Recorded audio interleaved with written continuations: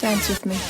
Hey guys, welcome to Study Assam. আজি আমি তিৱা জনজাতি সম্পৰ্কে আলোচনা কৰিম আৰু এই পাঠটি বৈচিত্ৰ্যময় অসম নামৰ কিতাপখনৰ পৰা লোৱা হৈছে আৰু আমি এইদৰে আজি প্ৰথম খণ্ডটো লৈ আহিছোঁ আৰু ইয়াৰ পাছত এটা এটাকৈ সকলোবোৰ খণ্ড মই আপলোড কৰিবলৈ চেষ্টা কৰিম আৰু ইয়াতেই মই আজি প্ৰথম এই পাঠটিৰ সাৰাংশ এটা চমুকৈ আপোনালোকৰ বাবে আলোচনা কৰিম আৰু ইয়াৰ দ্বিতীয় যোনটো খণ্ড আহিব তাতে মই আপোনালোকৰ বাবে ইয়াৰ প্ৰশ্ন উত্তৰসমূহো লৈ আহিম আৰু যদি কিবা ডাউট থাকে তেন্তে নিশ্চয় মোক জনাব, মই সেইবোৰ সলভ কৰিবলৈ চেষ্টা কৰিম। আহক পলম নকৰাকৈ আজিৰ ভিডিঅ'খন আৰম্ভ কৰোঁ।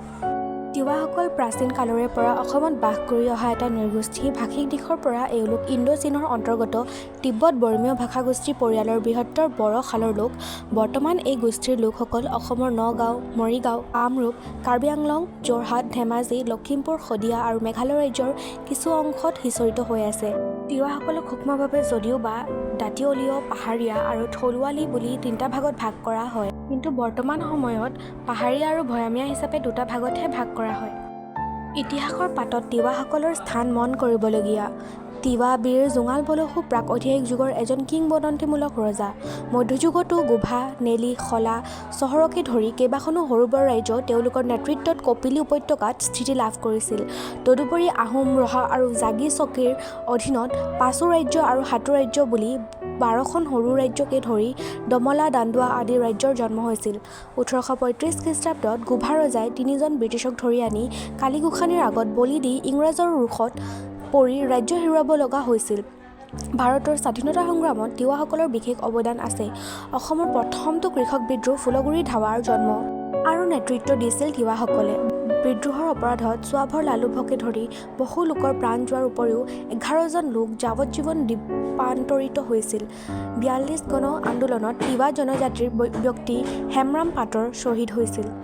মূলতঃ মাতৃহতীয় অৱস্থাৰ পৰা উদ্ভৱ হোৱা তিৱাৰ সমাজ গাঁথনিটো পৰিয়ালৰ পৰা আৰম্ভ হয়। 2 তাতোধিক পৰিয়াল লগ লাগি এটা মাহাৰী, কেইবাটাও মাহাৰী লগ লাগি এটা কুল বা খুঁটা, এক বা তাতোধিক কুল লগ লাগি এখন খেল আৰু এখন খেল বা অধিক খেল লগ লাগি এখন গাঁৱৰ সৃষ্টি কৰে। খেলৰ প্ৰশাসনিক আৰু সামাজিক মুৰব্বীজনক ভৈয়ামত জেলা বুলি কোৱা হয় আৰু পাহাৰত পিনুঙৰ খেলৰ সমকক্ষ মুৰব্বীক লৰ বুলি কোৱা হয়। হাৰী-কুঁৱৰী সমাজৰ এক সন্মানীয় আৰু মৰ্যাদাপূৰ্ণ পদবী। ভৈয়াম অঞ্চলৰ প্ৰতিটো কুলৰে নিজা উপাসনা গৃহ বা ন-বাৰৰ উপস্থিতি মন কৰিবলগীয়া। আনহাতে পাহাৰ অঞ্চলৰ প্ৰতিটো পৰিয়ালৰ মুৰব্বীকে জেলা বুলি কোৱাৰ উপৰিও বাসগৃহটোক ন-বাৰ হিচাপে অভিহিত কৰা হয়। তাৎপৰ্যপূৰ্ণভাৱে পৰিয়ালৰ কেন্দ্ৰত পূজা অৰ্চনাবোৰো তাতেই সমাপন কৰা হয়। চামাদি বা ডেকাচাং পাহাৰীয়া তিৱাৰ সাংস্কৃতিক প্ৰাণকেন্দ্ৰ। ধৰ্মীয় দিশৰ পৰা তিৱাসকলক মূলতঃ জৰবাদী আৰু জৰোপাসক আৰু পূৰ্বপুৰুষৰ উপাসক। প্ৰকৃতিৰ বিভিন্ন উপাদানবোৰক পূজা কৰাৰ উপৰিও উৎসৱ পাৰ্বণত তেওঁলোকে পূৰ্বপুৰুষকো দেৱতা বুলি অৰ্জন কৰে বা পূজা কৰে। পৰৱৰ্তী সময়ত হিন্দু ধৰ্মৰ পৰা উদ্ভৱ হোৱা বিপন্ন পন্থা যেনে শাক্তবাদ, বৈষ্ণৱবাদ, শৈৱবাদ, নৱবৈষ্ণৱবাদৰ ওপৰতো তেওঁলোকে বিশ্বাস কৰে। ইয়াৰ বানানটো অলপ চাই ল'ব আপোনালোকে। ইয়াৰ বিপৰীতে পাহাৰৰ অঞ্চলবোৰত 20 শতিকাত আৰম্ভণিৰ পৰা খ্ৰীষ্ট ধৰ্মই গজালি মেলে। তিৱাসকলৰ সাংস্কৃতিক ক্ষেত্ৰখন বিশেষভাৱে সমৃদ্ধ। মৰম, চেনেহ আৰু ভাতৃত্ববোধৰ বিৰল চানেকি জোনবিল মেলাখন প্ৰাচীন অৰ্থনীতিৰ জীয়া দলিল। ইয়াৰ বাহিৰেও পাহাৰ অঞ্চলৰ বিভিন্ন পূজা, উৎসৱ পাৰ্বণবোৰ হৈছে উল্লেখযোগ্য কথা। এতিয়া ভৈয়াম অঞ্চলৰ উৎসৱ পাৰ্বণবোৰ হৈছে জোনবিল মেলা, পৰত্ত গোহাঁই উলিওৱা মেলা, বহাগ বিহু, মাঘ বিহু আৰু কাতি বিহু ইত্যাদি।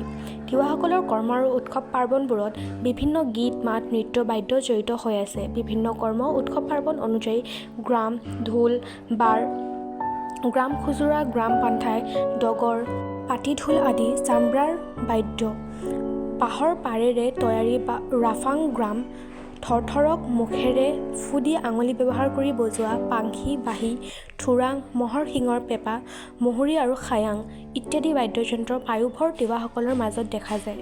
এতিয়া মই এই পাঠটিৰ এটা চমু সাৰাংশ আপোনালোকৰ বাবে লৈ আহিছোঁ। যিহেতু আমি সকলোৱে জানো যে গোটেই পাঠটো মনত ৰখা আমাৰ বাবে সম্ভৱ নহয়, সেইবাবে আমি যদি এই চমুকৈ থকা সাৰাংশটো পঢ়ি লওঁ তেতিয়াহ'লে আমাৰ হয়তো পৰীক্ষাত আহিব লগা প্ৰশ্ন উত্তৰসমূহ আমাৰ বাবে সহজ হৈ যাব। আহক এইখিনিলৈ এতিয়া মন কৰোঁ। তিৱা জনজাতি। তিৱাসকল হৈছে অসমৰ এটা প্ৰাচীন নৃগোষ্ঠী যিবোৰ ইণ্ডো-চীনৰ অন্তৰ্গত তিব্বত বৰ্মীয় ভাষাগোষ্ঠীৰ বড়ো শালৰ অন্তৰ্ভুক্ত।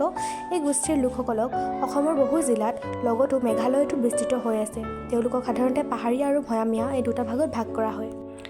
ইতিহাসত তিৱাসকলৰ অৱদান বিশেষভাৱে মনোগ্ৰাহী। জোঙাল বলহু এজন কিংবদন্তিমূলক তিৱাবীৰ। মধ্যযুগত কপিলী উপত্যকাত বহু সৰু বৰ ৰাজ্য স্থাপন কৰিছিল।